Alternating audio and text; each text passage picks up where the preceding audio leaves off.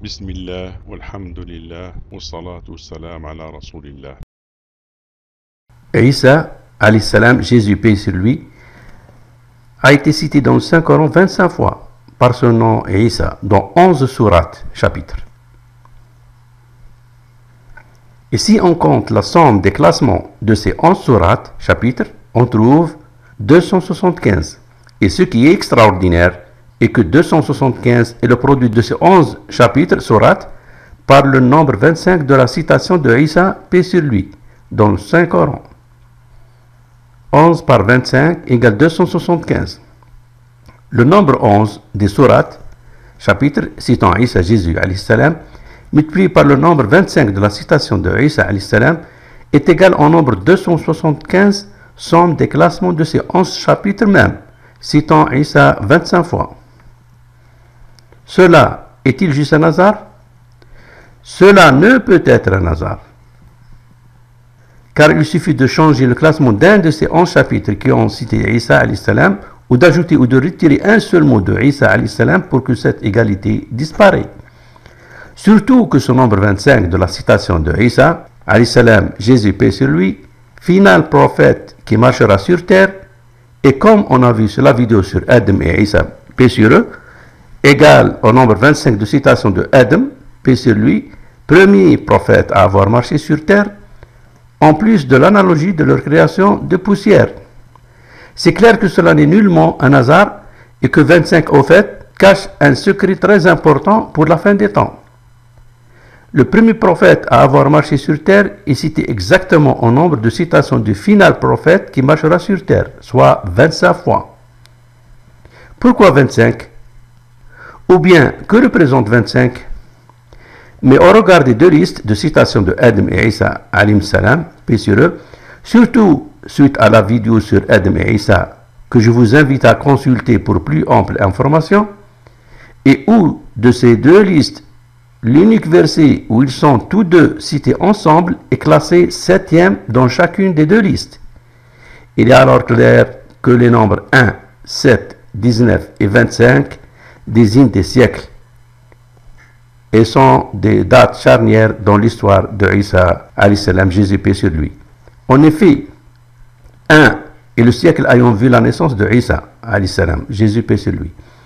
7 est le siècle de la révélation du Saint-Coran qui a dévoilé l'histoire de la création de Adam, paix sur lui, et les circonstances ayant mené à sa venue sur terre, ainsi que l'histoire de la naissance miraculeuse de Isa, alayhi salam, Jésus paix sur lui, puis son élévation au ciel pour sa venue à la fin des temps.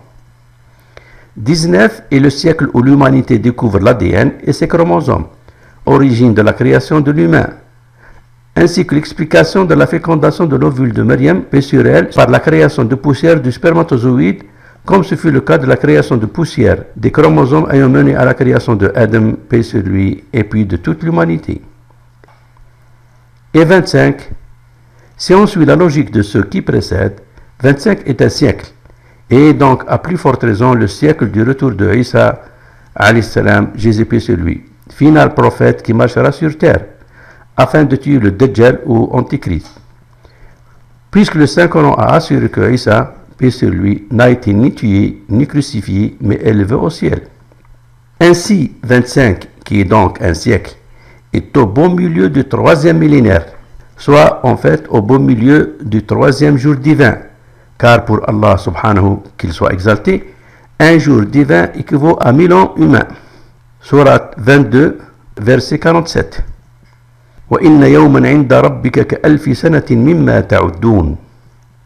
Cependant, un jour auprès de ton Seigneur équivaut à 1000 ans de ce que vous comptez.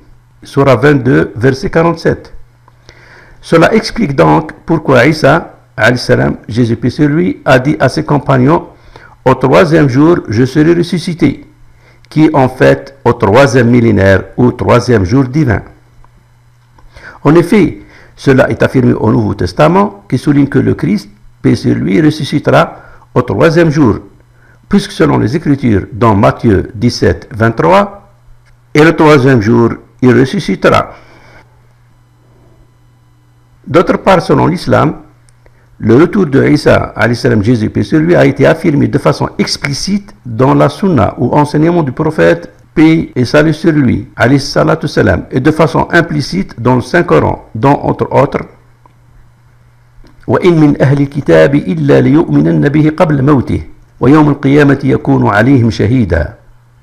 Cette interprétation qui consiste à considérer que l'attribut hi, ça, désigne Isa, alayhi salam, paix sur lui, affirmant que tous ceux qui croient en Jésus, paix sur lui, parmi les gens du livre, croient en lui avant sa mort.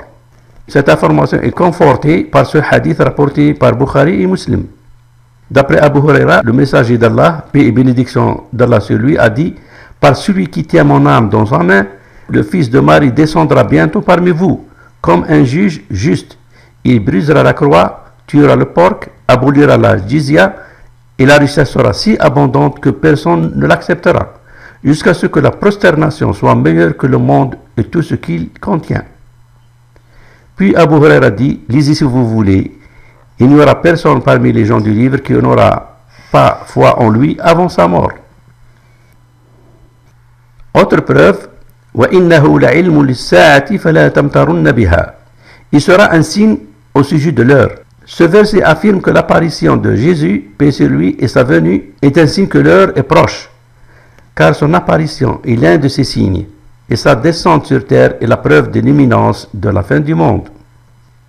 Une autre preuve de la venue de Isa, paix sur lui, alayhi salam, est le verset 185, Surah 3, qui atteste que toute âme goûtera la mort. Kullu nafsin dha'iqatul maut. Mais le verset 157, Surah 4, affirme que Isa alayhi salam, paix sur lui, ne fut ni tué ni crucifié, mais élevé au ciel.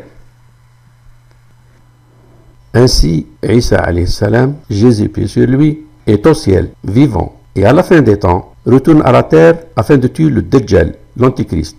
Et puis, à la fin de sa mission, décède, car Allah subhanahu, qu'il soit glorifié, a décrété la mort pour tout humain.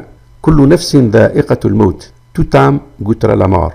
Puis son corps sera inhumé, car c'est de la terre que tout humain sortira au jour dernier pour le jugement. Thumma amatahu fa aqbarahu. Puis il lui donne la mort et le met au tombeau. Minha khalaqnakum wa fiha nu'idukum wa minha nukhrijukum taratan ukhra. C'est d'elle, la terre, que nous vous avons créée, et en elle nous vous retournerons, et d'elle nous vous ferons sortir une fois encore. Mais contrairement au reste des humains, où leurs âmes séparées de leur corps restent sur terre, Surah 77, verset 25, dans le barzakh, monde des morts, les âmes des élus, juste après leur mort, comme c'est le cas des martyrs, sont dirigées au-delà des 7 cieux pour habiter sous le trône du Seigneur des corps somptueux, et seront donc vivants.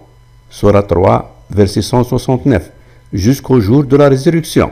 Et le jour de la résurrection, donc au deuxième souffle de la trompe, ils quitteront ces corps somptueux pour rejoindre leurs corps initiaux sur terre, et ainsi sortiront de sur la terre pour le jugement dernier. Conclusion.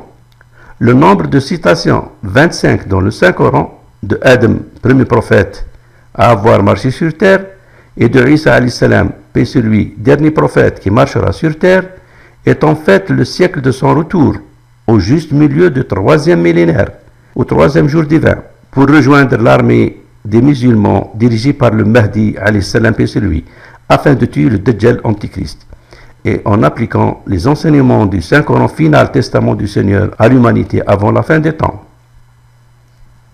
Cela reste juste une interprétation personnelle. Seul Allah qui soit glorifié, subhanahu wa ta'ala, détient les connaissances du futur. Allahumma salli ala Muhammadin wa ali Muhammad. Allahumma salli ala Muhammadin wa ali Muhammad.